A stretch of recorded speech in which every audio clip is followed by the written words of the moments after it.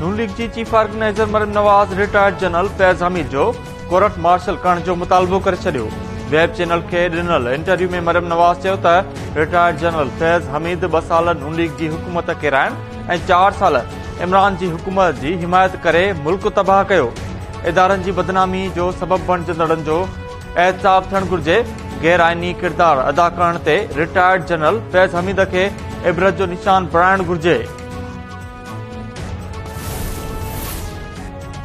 KP में चूंडुनि जी तारीख़ ॾियण लाइ गवर्नर इलेक्शन कमीशन खां हफ़्ते जी मोहलत घुरी वरिती। इलेक्शन कमीशन चयो त गवर्नर चूंडुनि जी तारीख़ ॾियण लाइ हफ़्ते जी मोहलत घुरी आहे। चूंडुनि जी तयारियुनि इंतज़ामनि ऐं अमन अमान जी सूरतहाल समेत ॿियनि मामलनि ते निगरान हुकूमत ऐं इदारनि सां राब्ते में आहियूं।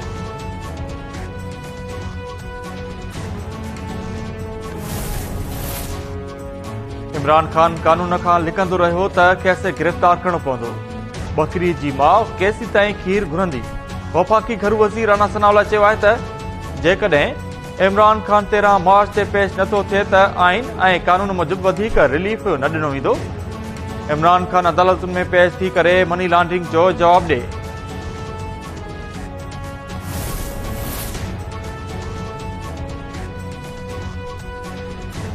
उत्तर वजीरिस्तान जे इलाइक़े दत्ताखेल में सिक्योरिटी फोर्सेस जी कार्रवाई दहशतगर्द मारिजी विया। ISPR मूजिब ॻुझी मालूमात ते दहशतगर्दनि ख़िलाफ़ कार्रवाई कई। मारिजी वियल दहशतगर्दनि जे कब्ज़े मां हथियार ऐं गोलियूं हथ कयूं वयूं। मारिजी वियल दहशतगर्द फोर्सेस ऐं शहरनि ते हमलनि में मुलविस हुआ।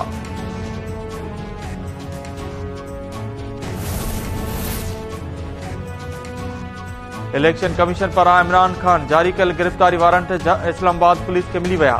वारंट IG इस्लामाबाद जे लीगल ब्रांच खे ॾिना विया। इमरान खान जी गिरफ़्तारी लाइ इस्लामाबाद पुलिस जे आला अमलदारनि में मुशावरत। इलेक्शन कमीशन गुज़िरियल ॾींहुं इमरान खान जा गिरफ़्तारी वारंट जारी कया हुआ।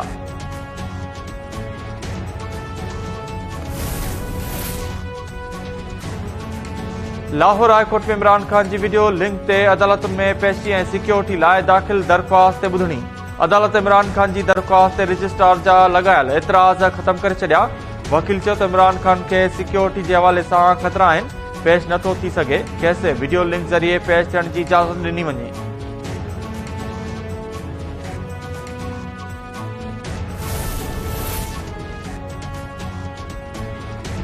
इमरान खान जी अदलिया बचायो तहरीक अदल वारे निज़ाम जे मुंहं ते चमाट आहे।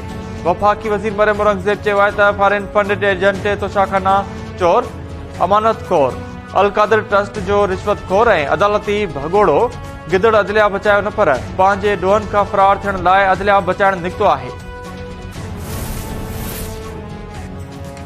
करप्शन केसिस में रज़ाकाराणे तौर रक़म वापसि कंदड़ ऑफिसर 10 सालनि ताईं उहिदनि ते मुक़रर थी नथा सघनि। हुकूमत जी सुप्रीम कोर्ट खे आगाही। सुप्रीम कोर्ट पाण मुरादो नोटिस मोकिलाए छॾियो। चीफ जस्टिस रिमार्क्स ॾींदे चयो त सरकारी मुलाज़िम पैसा ॾेई करे क्लीन चट वठंदो हो, ॿीहर बहाल थी साॻियो कमु कंदो हो। नेब कानून में कयल तरमीम सुठी आहे। कानूनी मुंझारे खे ख़तमु कयो वियो। पाण मुरादो नोटिस मोकिलाए रहिया आहियूं।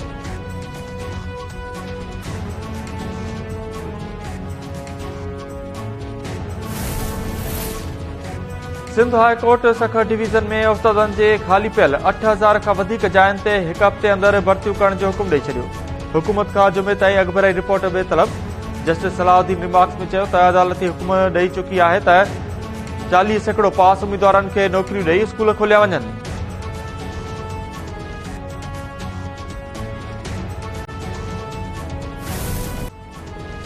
सिंध समेत सॼी दुनिया में औरतुनि जो आलमी ॾींहुं मल्हायो पियो वञे। सेमिनार ऐं रैलीज़ थियल। सदर आरिफ अलवी, वज़ीर आज़म ऐं परॾेही वज़ीर बिलावल भुट्टो ज़रदारी पारां आलमी ॾियारे ते औरतुनि खे भेटा पेश।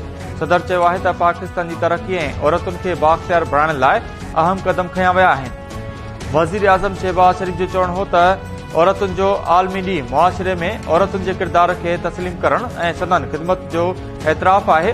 बिलावल भुट्टो ज़रदारी चयो त कंहिं औरत खे रियासत जो सरबराह बणाइण जो एज़ाज़ अमरीका खे बि हासिल नाहे। औरतूं PP जी ताक़त आहिनि। चाहियूं था सियासत, मईशत ऐं ॿियनि शोबनि में बि औरतुनि जो किरदार आहे।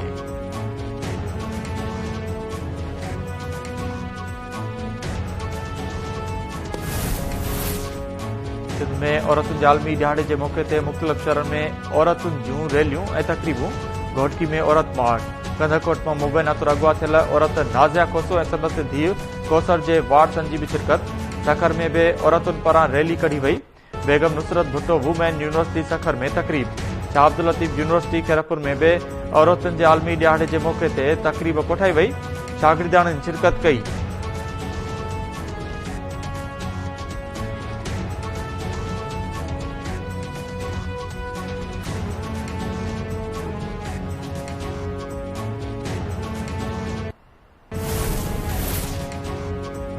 एसयूपी जो सखर खां निकतल पैदल मार्च हैदराबाद जे नसीम नगर चौक खां वहदत कॉलोनी पहुची वियो।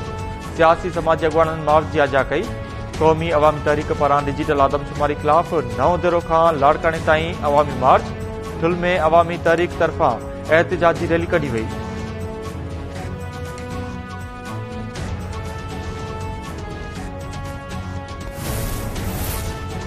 सिंध हाई कोर्ट पारां सचल ॻोठ थाणे जे एसएचओ खे गिरफ़्तार करे पेश करण जो हुकुम। तोहिनी अदालत जी दरख़्वास्त एसएचओ पारां ज़ाती तौर पेश न थियण ते अदालत खे सुभाणे गिरफ़्तार करे पेश करण जो हुकुम ॾिनो। अदालत चयो त एसएचओ खे गिरफ़्तार करे हथकड़ियूं हणी अदालत में पेश कयो वञे।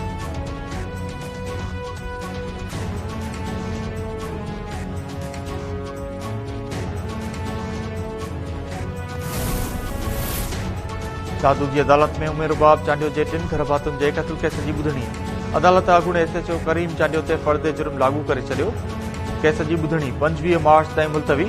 एसएचओ करीम चांडियो जी ज़मानत वारी दरख़्वास्त ते ॿुधणी 13 मार्च ते कई वेंदी।